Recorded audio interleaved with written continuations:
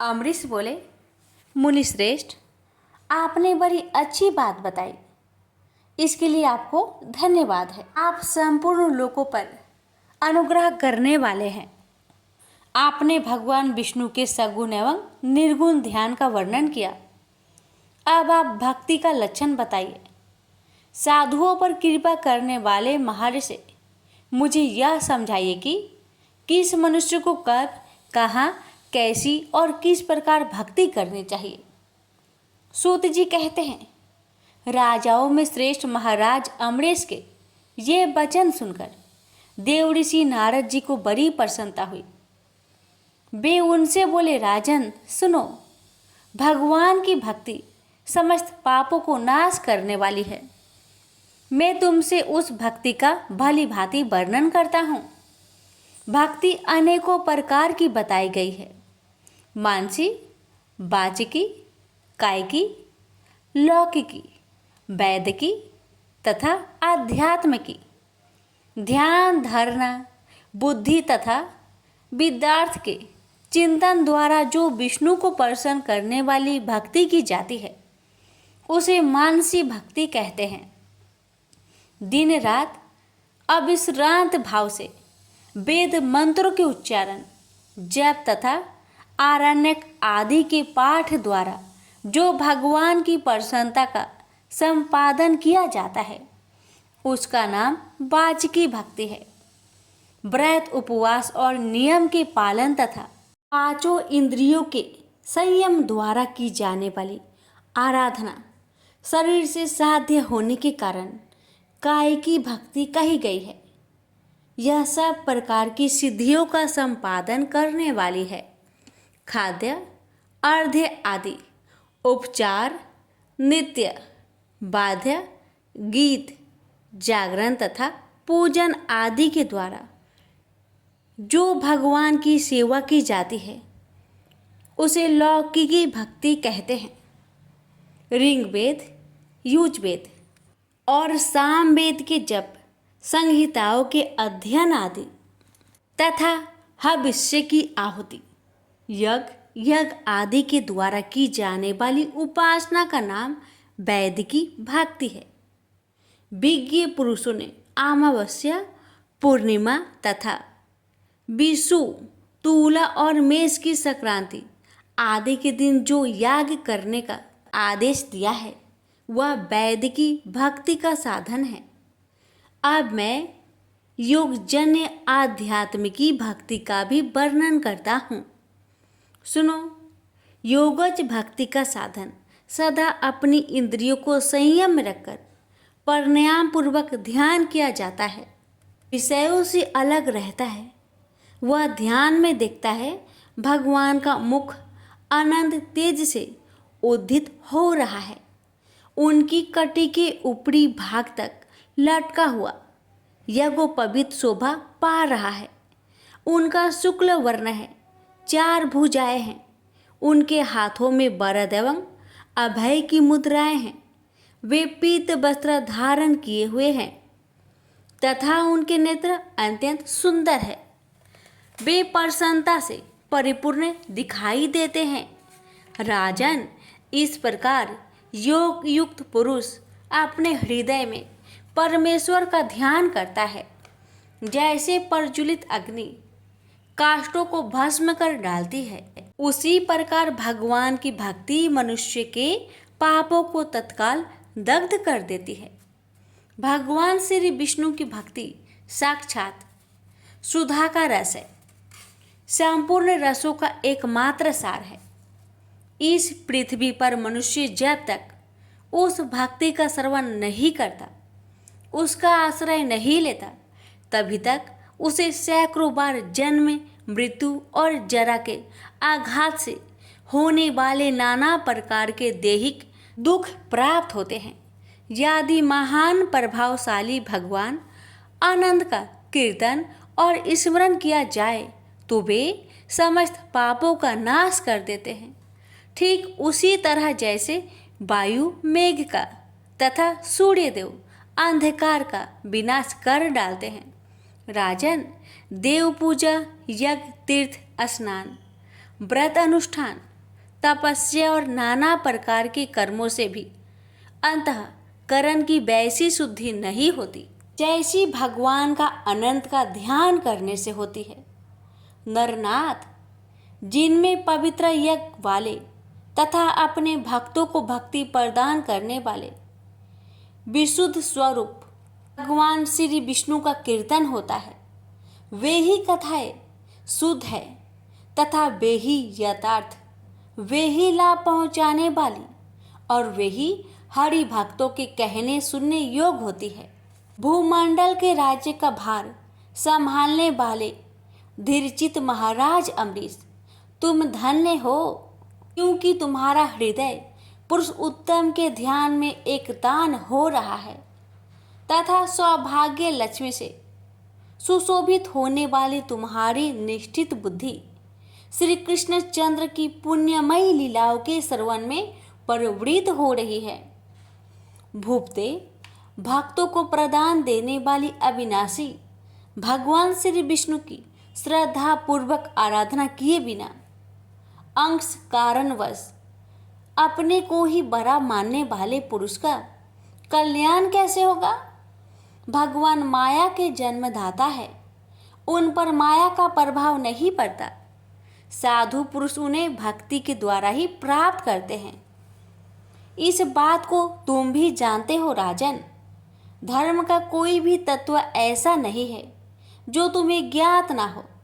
फिर भी जिनके चरण ही तीर्थ है, उन भगवान की चर्चा का प्रसंग उठाकर जो तुम उनकी सरस कथा को मुझसे विस्तार के साथ पूछ रहे हो, उसमें यही कारण है कि तुम वैष्णव का गौरव बढ़ाने चाहते हो, मुझ जैसे लोगों को आदर दे रहे हो। साधु संत जो एक दूसरे से मिलने पर भी अधिक श्रद्धा के साथ भगवान अनंत के कल्याणमय गुणों का कीर्तन और श्रवण करते हैं, इससे बढ़कर परम संतोषी की बात तथा समुचित पुण्य मुझे और किसी कार्य में नहीं दिखाई देता। अमन, गौ, सत्य, श्रद्धा, यज्ञ, तपस्या, श्रुति, स्मृति, दया, दीक्षा और संतोष, ये सब श्री हरि के स्वरूप है। सूर्य, चंद्रमा, वायु, पृथ्वी, जल, आकाश, दिशाएं, ब्रह्मा, विष्णु, रुद्र तथा संपूर्ण प्राणी उस परमेश्वर के ही स्वरूप है। इस चराचर जगत को उत्पन्न करने की शक्ति रखने वाले वे विश्व रूप भगवान स्वयं ही ब्राह्मण के शरीर में प्रवेश करके सदा उन्हें खिलाए जाने वाला अन्य भोजन करते हैं। इसलिए जिनकी चरण रेणु तीर्थ के समान है, भगवान अनंत ही जिनके आधार है, जो संपूर्ण प्राणियों की आत्मा तथा पुण्यमयी लक्ष्मी के सर्वस्व है, उन ब्राह्मणों का आदर पूर्वक पूजन करो।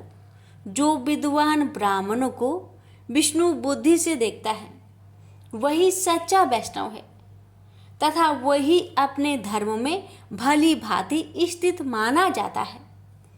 तुमने भक्ति के लक्षण सुनने के लिए प्रार्थना की थी, सो सब मैंने तुम्हें सुना दिया। अब गंगा स्नान करने के लिए जा रहा हूँ। यह बैसाख का महीना उपस्थित है, जो भगवान लक्ष्मीपति को अत्यंत प्रिय है। इसकी भी आज शुक्ला सप्तमी है। इसमें गंगा का स्नान अत्यंत दुर्लभ है। पूर्व काल में राजा जहन्नु ने बैसाख शुक्ला सप्तमी को क्रोध में आकर गंगा जी को पी लिया था और फिर अपने दाहिने कान के छिद्र से उन्हें बाहर निकाला था। अतः जहन्नु की कन्या होने के कारण गंगा को जाह्नवी कहते हैं। इस तिथि को स्नान करके जो आकाश की मेखलाभूत गंगा देवी का उत्तम विधान के साथ पूजन करता है, वह मनुष्य धन्य एवं पुण्य आत्मा है। जो बैसाख शुक्ला सप्तमी को विधि पूर्वक गंगा में देवताओं और पितरों का तर्पण करता है, उसे गंगा देवी कृपा दृष्टि से देखती है तथा वह स्नान के पश्चात सब पापों से मुक्त हो जाता है। बैसाख के समान कोई मास नहीं है तथा गंगा के सदृश दूसरी कोई नदी नहीं है। इन दोनों का संयोग दुर्लभ है। भगवान की भक्ति से ही ऐसा संयोग प्राप्त होता है। गंगा जी का प्रादुर्भाव भगवान श्री विष्णु के चरणों से हुआ है। वे ब्रह्मा लोक से आकर भगवान शंकर के जटा जुट में निवास करती है। गंगा समस्त दुखों का नाश करने वाली है। वे अपने 3 स्रोतों से निरंतर प्रवाहित होकर तीनों लोकों को पवित्र करती रहती है। उन्हें स्वर्ग पर चढ़ने के लिए सीढ़ी माना गया है। वे सदा आनंद देने वाली, नाना प्रकार के पापों को हरने वाली, संकट से तारने वाली, भक्त जनों के अंतकरण में दिव्य प्रकाश फैलाने की लीला से सुशोभित होने वाली, सागर के पुत्र को मोक्ष प्रदान करने वाली, धर्म मार्ग में लगाने वाली तथा 3 मार्गों से प्रवाहित होने वाली है। गंगा देवी तीनों लोकों का श्रृंगार है। वे अपने दर्शन, स्पर्श, स्नान, कीर्तन, ध्यान और सेवन से हजारों पवित्र तथा अपवित्र पुरुषों को पावन बनाती रहती है। जो लोग दूर रहकर भी तीनों समय गंगा गंगा इस प्रकार उच्चारण करते हैं, उनके 3 जन्मों का पाप गंगा जी नष्ट कर देती है। जो मनुष्य 1000 योजन दूर से भी गंगा का स्मरण करता है, वह पापी होने पर भी उत्तम गति को प्राप्त होता है। राजन, बैसाख शुक्ला सप्तमी को गंगा जी का दर्शन विशेष दुर्लभ है। भगवान श्री विष्णु और ब्राह्मणों की कृपा से ही उस दिन उनकी प्राप्ति होती है। माधव बैसाख के समान महीना और माधव विष्णु के समान कोई देवता नहीं, क्योंकि पापों के समुद्र में डूबते हुए मनुष्य के लिए माधव ही जहाज का काम देते हैं। माधव मास में जो भक्ति पूर्वक दान, जप, हवन और स्नान आदि शुभ कर्म किए जाते हैं, उनका पुण्य अक्षय तथा 100 करोड़ गुना अधिक होता है। जिस प्रकार देवताओं में विश्वात्मा भगवान नारायण देव श्रेष्ठ है, जैसे जप करने योग्य मंत्रों में गायत्री सबसे उत्कृष्ट है, उसी प्रकार नदियों में गंगा जी का स्थान सबसे ऊंचा है। जैसे संपूर्ण स्त्रियों में पार्वती, तपने वाले में सूर्य, लाभों में आरोग्य लाभ, मनुष्य में ब्राह्मण, पुण्यों में परोपकार, विद्याओं में वेद, मंत्रों में प्रणव, ध्यानों में आत्मचिंतन, तपस्याओं में सत्य और स्वरधम, पालन शुद्धियों में आत्मशुद्धि, दानों में अभय दान तथा गुणों में लोभ का त्याग ही सबसे प्रधान माना गया है। उसी प्रकार सब मासों में बैसाख मास अत्यंत श्रेष्ठ है। पापों का अंत बैसाख मास में प्रातः स्नान करने से होता है। अंधकार का अंत सूर्य के उदय से तथा पुण्यों का अंत दूसरों की बुराई और चुगली करने से होता है। राजन, कार्तिक मास में जब सूर्य तुला राशि पर स्थित हो, उस समय जो स्नान, दान आदि पुण्य कार्य किए जाते हैं, उसका पुण्य परार्ध गुना अधिक होता है। माघ मास में जब मकर राशि सूर्य पर हो, तो कार्तिक की अपेक्षा ही 1000 गुना उत्तम फल होता है। और बैसाख मास में मेष की संक्रांति होने पर माघ से भी 100 गुना अधिक पुण्य होता है। वे ही मनुष्य पुण्य आत्मा और धन्य हैं जो बैसाख मास में प्रातः काल स्नान करके विधि विधान से भगवान लक्ष्मीपति की पूजा करते हैं। बैसाख मास में सवेरे का स्नान, यज्ञ, दान, उपवास, हविष्य, भक्षण तथा ब्रह्मचार्य का पालन ये महान पातकों का नाश करने वाला है। राजन, कलयुग में बैसाख की महिमा गुप्त नहीं रहने पाएगी, क्योंकि उस समय बैसाख स्नान का महात्म्य अश्वमेध यज्ञ के अनुष्ठान से भी बढ़कर है। कलयुग में परम पावन अश्वमेध यज्ञ का अनुष्ठान नहीं हो सकता। उस समय बैसाख मास का स्नान ही अश्वमेध यज्ञ के समान विहित है। कलयुग के अधिकांश मनुष्य पापी होंगे, उनकी बुद्धि पापों में आसक्त होगी, अतः वे अश्वमेध के पुण्य को, जो स्वर्ग और मोक्ष रूप फल प्रदान करने वाला है, नहीं जान सकेंगे। उस समय के लोग अपने पापों के कारण नरक में पड़ेंगे। अतएव कलयुग के लिए अश्वमेध का प्रचार कम कर दिया गया और उसके स्थान पर वैशाख मास के स्नान का विधान किया गया है।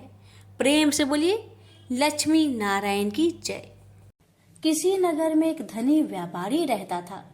दूर दूर तक उसका व्यापार फैला हुआ था। नगर के सभी लोग उस व्यापारी का सम्मान करते थे। इतना सब कुछ संपन्न होने के बाद भी वह व्यापारी बहुत दुखी था, क्योंकि उसका कोई पुत्र नहीं था, जिस कारण अपने मृत्यु के पश्चात व्यापार के उत्तराधिकारी की चिंता उसे हमेशा सताती रहती थी। पुत्र प्राप्ति की इच्छा से व्यापारी प्रत्येक सोमवार भगवान शिव का व्रत पूजा किया करता था और शाम के समय शिव मंदिर में जाकर शिव जी के सामने घी का दीपक जलाया करता था। उसकी भक्ति देखकर माँ पार्वती प्रसन्न हो गई और भगवान शिव से उस व्यापारी की मनोकामना पूर्ण करने का निवेदन किया। भगवान शिव बोले, इस संसार में सबको उसके कर्म के अनुसार फल की प्राप्ति होती है। जो प्राणी जैसा कर्म करते हैं उन्हें वैसा ही फल प्राप्त होता है। शिव जी द्वारा समझाने के बावजूद माँ पार्वती नहीं मानी और उस व्यापारी की मनोकामना पूर्ति हेतु वे शिव जी से बार बार अनुरोध करती रही। अंततः माता के आग्रह को देखकर भगवान भोलेनाथ को उस व्यापारी को पुत्र प्राप्ति का वरदान देना पड़ा। वरदान देने के पश्चात भोलेनाथ माँ पार्वती से बोले, आपके आग्रह पर मैंने पुत्र प्राप्ति का वरदान तो दे दिया, परंतु इसका यह पुत्र 16 वर्ष से अधिक समय तक जीवित नहीं रहेगा। उसी रात भगवान शिव उस व्यापारी के स्वप्न में आए और उसे पुत्र प्राप्ति का वरदान दिया और उसके पुत्र की 16 वर्ष तक जीवित रहने की भी बात बताई। भगवान के वरदान से व्यापारी को खुशी तो हुई, लेकिन पुत्र की अल्पायु की चिंता ने उस खुशी को नष्ट कर दिया। व्यापारी पहले की तरह सोमवार के दिन भगवान शिव का विधिवत व्रत करता रहा। कुछ महीनों के बाद उसके घर एक अति सुंदर बालक ने जन्म लिया और घर में खुशियां ही खुशियां भर गई। बहुत धूमधाम से पुत्र जन्म का समारोह मनाया गया, परंतु व्यापारी को पुत्र जन्म की अधिक खुशी नहीं हुई, क्योंकि उसे पुत्र की अल्प आयु के रहस्य का पता था। जब पुत्र 12 वर्ष का हुआ तो व्यापारी ने उसे उसके मामा के साथ पढ़ने के लिए बनारसी भेज दिया। लड़का अपने मामा के साथ शिक्षा प्राप्त हेतु चल दिया। रास्ते में जहाँ भी मामा भांजे विश्राम हेतु रुकते, वहीं यज्ञ करते और ब्राह्मणों को भोजन कराते। लंबी यात्रा के बाद मामा भांजे एक नगर में पहुँचे। उस दिन नगर के राजा की कन्या का विवाह था, जिस कारण पूरे नगर को सजाया गया था। निश्चित समय पर बारात आ गई, लेकिन वर का पिता अपने बेटे के एक आंख से काने होने के कारण बहुत चिंतित था। उसे भय था कि इस बात का पता चलने पर कहीं राजा विवाह से इनकार न कर दे, इससे उसकी बदनामी भी होगी। जब वर के पिता ने व्यापारी के पुत्र को देखा तो उसके मस्तिष्क में एक विचार आया। उसने सोचा, क्यों ना इस लड़के को दुल्हा बनाकर राजकुमारी से विवाह करा दूं। विवाह के बाद इसको धन देकर विदा कर दूंगा और राजकुमारी को अपने नगर ले जाऊंगा। वर के पिता ने लड़के के मामा से इस संबंध में बात की। मामा ने धन मिलने की लालच में वर के पिता की बात को स्वीकार कर ली। लड़के को दूल्हे का वस्त्र पहनाकर राजकुमारी से विवाह कर दिया गया। राजा ने बहुत सारा धन देकर राजकुमारी को विदा किया। शादी के बाद लड़का जब राजकुमारी के साथ लौट रहा था तो वह सच नहीं छिपा सका और उसने राजकुमारी के ओढ़ने पर लिख दिया, राजकुमारी, तुम्हारा विवाह मेरे साथ हुआ था। मैं तो बनारसी पढ़ने के लिए जा रहा हूँ और अब तुम्हें जिस नवयुवक की पत्नी बनना पड़ेगा वह कान्हा है। जब राजकुमारी ने अपनी ओढ़नी पर लिखा हुआ पढ़ा तो उसने कान्हे लड़के के साथ जाने से इनकार कर दिया। राजा को जब ये सब बातें पता लगी तो उसने राजकुमारी को महल में ही रख लिया। उधर लड़का अपने मामा के साथ बनारसी पहुंच गया और गुरुकुल में पढ़ना शुरू कर दिया। जब उसकी आयु 16 वर्ष की हुई तो उसने यज्ञ किया। यज्ञ की समाप्ति पर ब्राह्मणों को भोजन करवाया और खूब अन्य वस्त्र दान किए। रात को वह अपने शयन कक्ष में सो गया। शिव के वरदान के अनुसार शयन अवस्था में ही उसके प्राण पेखरू उड़ गए। सूर्योदय पर मामा मृत भांजे को देखकर रोने पिटने लगा। आसपास के लोग भी एकत्र होकर दुख प्रकट करने लगे। लड़के के मामा के रोने विलाप करने के स्वर समीप से गुजरते हुए भगवान शिव और माता पार्वती ने भी सुने। माता पार्वती ने भगवान से कहा, प्राणनाथ, मुझे इसके रोने का स्वर सहन नहीं हो रहे, आप इस व्यक्ति के कष्ट को अवश्य दूर करें। भगवान शिव ने माता पार्वती के साथ अदृश्य रूप में समीप जाकर देखा तो भोलेनाथ माता पार्वती से बोले, यह तो उसी व्यापारी का पुत्र है जिसे मैंने 16 वर्ष की आयु का वरदान दिया था। इसकी आयु पूरी हो गई है।